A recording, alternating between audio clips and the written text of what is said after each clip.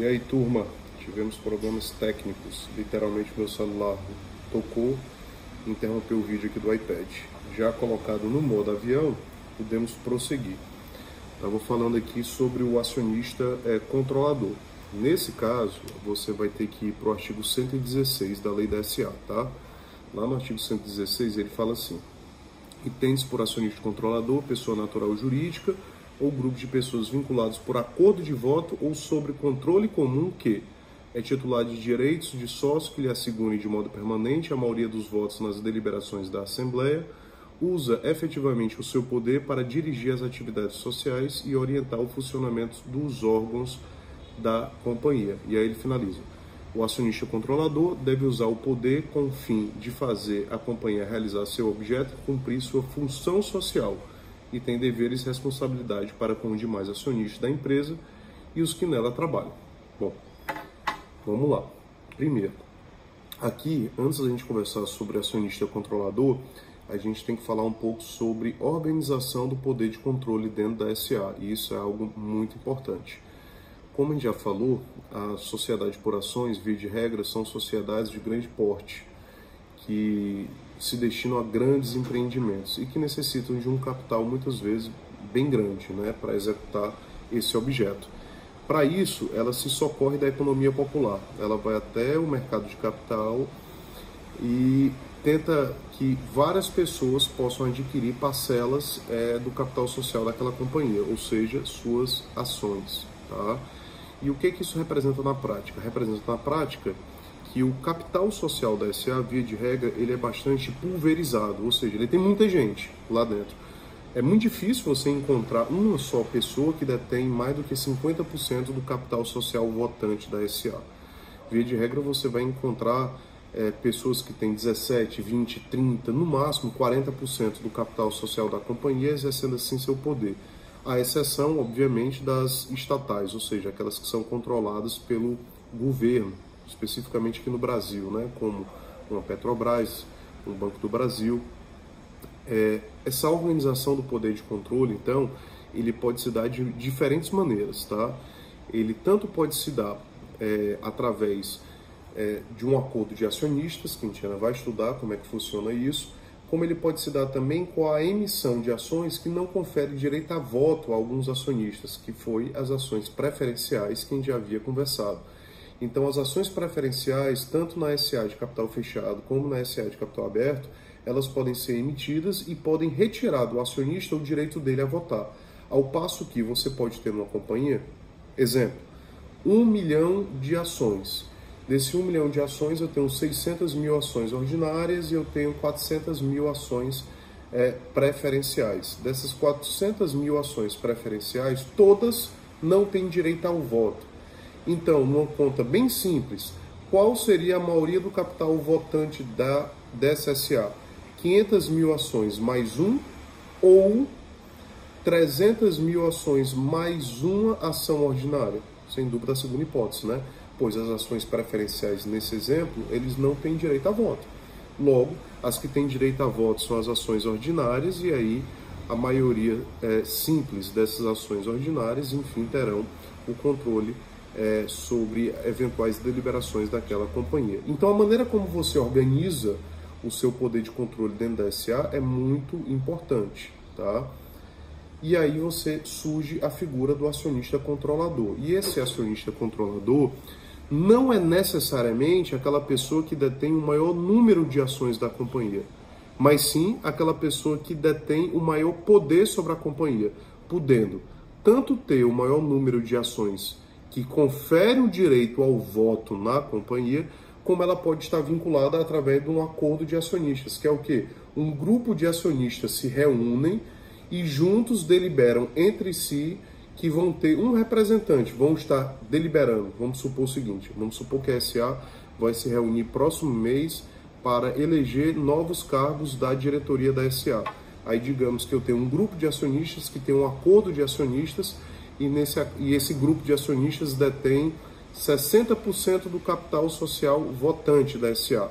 Esse grupo se reúne antes da Assembleia, decidem entre si como eles vão deliberar na Assembleia e essa decisão já é levada para a Assembleia. Eles organizaram o poder de controle. Desta maneira, ou tendo uma pessoa só que detém o maior número de ações com poder de voto na companhia, ou tendo uma pessoa que, através de acordos, é o representante do maior número de pessoas que tem o poder de voto da companhia, essa pessoa irá surgir dentro da SA como chamado acionista controlador. É ele que vai efetivamente direcionar o dia a dia da companhia. Para ficar muito claro, numa empresa como a Petrobras, que tem o maior acionista com poder de voto, o governo brasileiro, o acionista controlador da Petrobras é o governo do Brasil. Em última análise, seria o presidente Jair Bolsonaro, que elege a maioria dos membros do Conselho de Administração, que vai eleger a maioria da diretoria. Então, em última análise, o presidente da República seria aí o controlador, digamos, de uma Petrobras ou de um Banco do Brasil desse, tá? Obviamente, vão ter que ser regras que vão ter que ser seguidas de deliberação, mas, em última análise, será assim que vai funcionar. Então, a gente vê que o acionista controlador ele tem um papel muito importante dentro da companhia, pois é ele que vai, no final das contas, decidir sobre os rumos que a companhia vai adotar, tá? Aí, diante disso, surge um questionamento tão importante quanto, que é o abuso do poder de controle do acionista controlador. Isso está previsto no artigo 117 da Lei da SA. Tem a seguinte redação: o acionista controlador responde pelos danos causados por atos praticados com abuso de poder. E aí vai, parágrafo 1º. Na modalidade de exercício, são modalidades de exercício abusivo de poder. Logo, o parágrafo 1º do artigo 117 já demonstra para a gente muito claramente que esse rol é exemplificativo, não taxativo. Isto é, podem existir outras situações que vão configurar sim o abuso de poder, mas ele vai e orienta.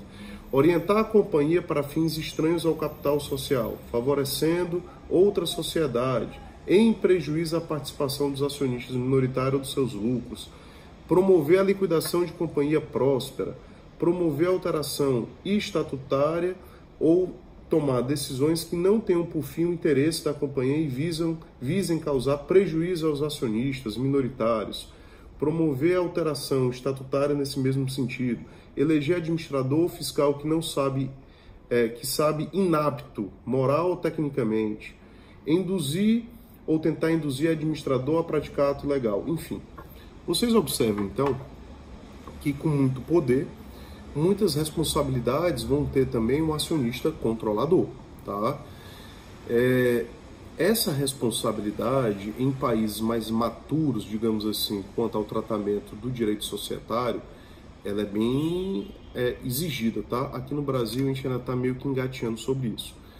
Pensemos aí novamente numa companhia que é de todos nós, que é a Petrobras, uma vez que a maioria do capital é detida pelo governo brasileiro, tá?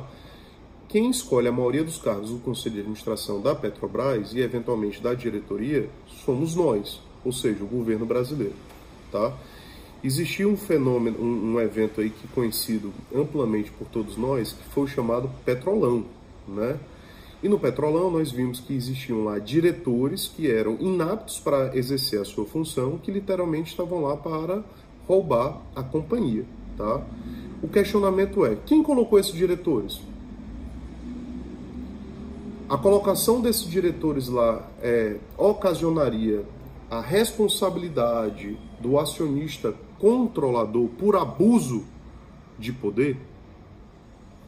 Até agora a gente não viu nenhuma ação ganhar notoriedade aqui no Brasil sobre isso. Existe nos Estados Unidos, tá? Tentando responsabilizar aí a Petrobras e, consequentemente, o governo brasileiro pelos desvios que aconteceram aí em virtude do Petrolão, tá?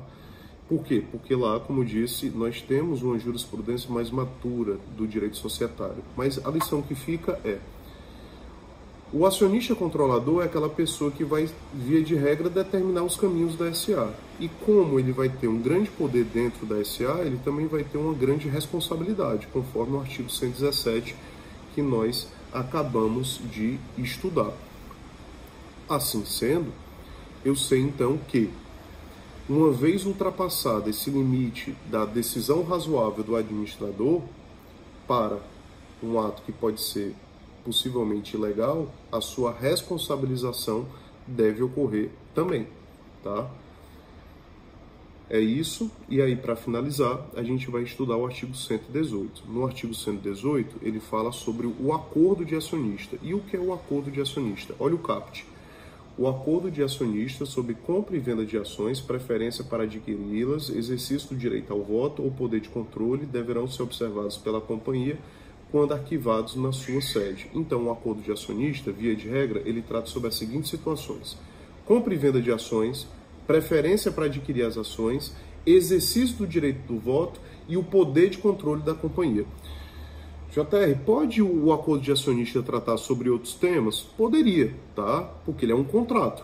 São acionistas que se reúnem, fazem um contrato, eles podem tratar sobre vários temas.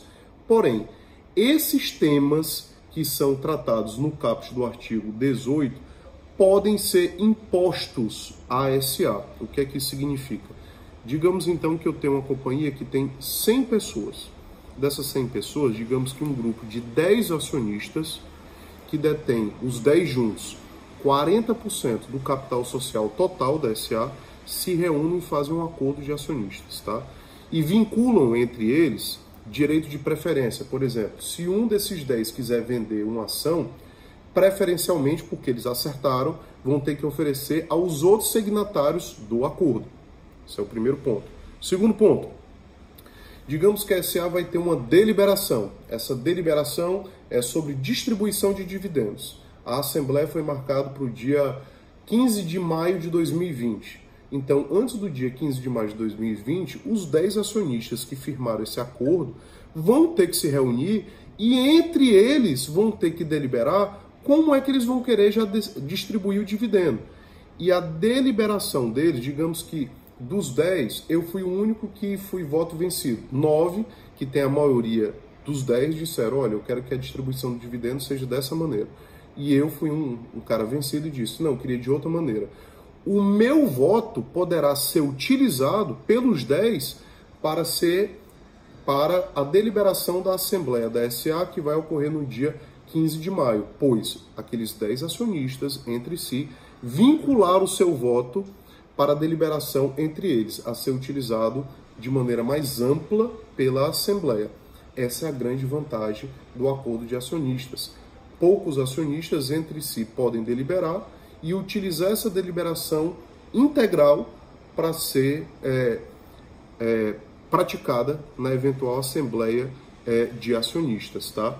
Desde que esse acordo de acionistas seja arquivado na sede da SA, para dar conhecimento aos diretores da companhia e aos membros do conselho de administração, permitindo assim a execução específica do acordo, tá? Tudo isso que eu falei é o que está previsto aí no artigo 118 e seus inúmeros parágrafos. Beleza, pessoal? É isso aí para a nossa semana. Nossa atividade já está postada no portal e eu vejo vocês em breve. Grande abraço.